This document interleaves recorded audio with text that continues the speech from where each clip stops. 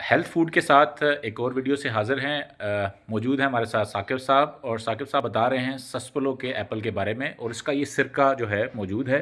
Sir, इसके बारे में बताएंगे क्या ख़ास चीज़ है इसमें? आपको ख्वाहिश साहब कमरे में एक भीनी भीनी खुशबू महसूस हो रही है। बिल्कुल। दरअसल हमारे बल्तिस्तान में एक ख़ास सेब वैरायटी है सस्पलो, जिसके ऊपर एग्री टूरिज़म और डिपार्टमेंट मिल के हम सालाना सस्पलो फेस्टिवल भी करते हैं। इस साल तीसरा सालाना फेस्टिवल ठीक है। मुनक़िद हो चुका है।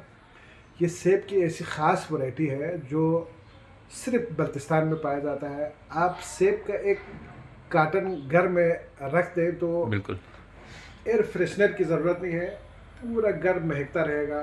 उस महक को हमने महफूज किया सिरके की सूरत में। और ये सिरका जो है, ये अगर आप इसको कहें कि खालिस तरीन सिरका है और 1 चम्मच आप इसको इस्तेमाल करें तो सेहत ही सेहत है। सिरके के बारे में अल्लाह के रसूल का फरमान है, जिस घर में सिरका है वहाँ पे बरकत ही बरकत है। उस घर में गुर्बत आ ही नहीं सकती है। तो माशाल्लाह। मेरा ख्याल है इसी किस्म के खुशबूदार सेब के सिरकों के बारे में अल्लाह के नबी ने ये फरमाया होगा।